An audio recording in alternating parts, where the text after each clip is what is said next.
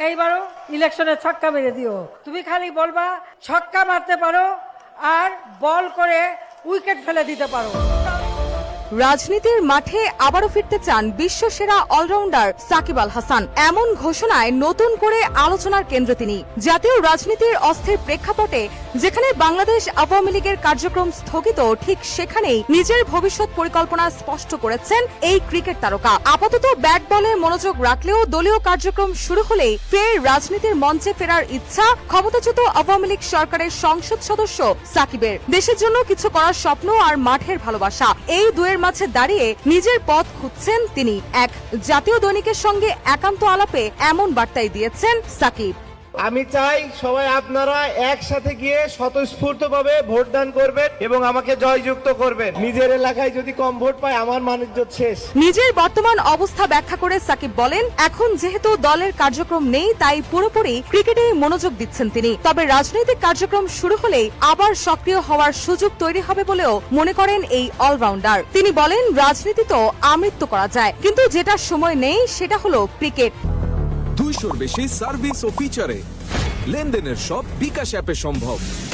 সেই বাস্তবতা থেকে আপাতত ক্রিকেটটাকেই প্রাধান্য দিচ্ছে। আর রাজনীতি যেটা বলছেন, আমি মনে করি রাজনীতি একটি বড় প্ল্যাটফর্ম যেখান থেকে বড় ধরনের পরিবর্তন আনা সম্ভব। যদি আমি মানুষের জন্য কিছু করতে পারি তবে সেটা আমার ভালো লাগবে এবং সেই আশা আমার এখনো আছে, সব সময় থাকবে। তিনি আরো বলেন, পরিস্থিতি সবসময় একরকম থাকে না, পরিবর্তন হয়। আমি আশা করছি ভবিষ্যতে একটি স্বাভাবিক অবস্থা ফিরে আসবে যেখানে সব দল সমান সুযোগ পাবে এবং জনগণই সিদ্ধান্ত নেবে তারা কাকে চায়। এদিকে দীর্ঘ সময় দেশে ফিরতে না পারার বিষয়টিও উঠে আসে আলোচনায়। এ প্রসঙ্গে সাকিব বলেন, নিজের দেশে ফিরতে না পারলে যে কোনো মানুষেরই খারাপ লাগে। তিনিও দেশের জন্য সেই টান অনুভব করেন এবং খুব শিগগিরই দেশে ফেরার আশাবাদ ব্যক্ত করেন। শুধু তাই নয়, দেশে ফেরার প্রক্রিয়া নিয়েও ইতিবাচক মনোভাব দেখিয়ে সাকিব বলেন, আইনি প্রক্রিয়া ইতিমধ্যে শুরু হয়েছে এবং দ্রুত সমাধান হলে দেশে ফিরতে খুব বেশি সময় লাগবে না। সবকিছু ঠিকঠাক করতে সর্বোচ্চ চেষ্টা চালিয়ে যাচ্ছেন বলেও উল্লেখ করেন তিনি।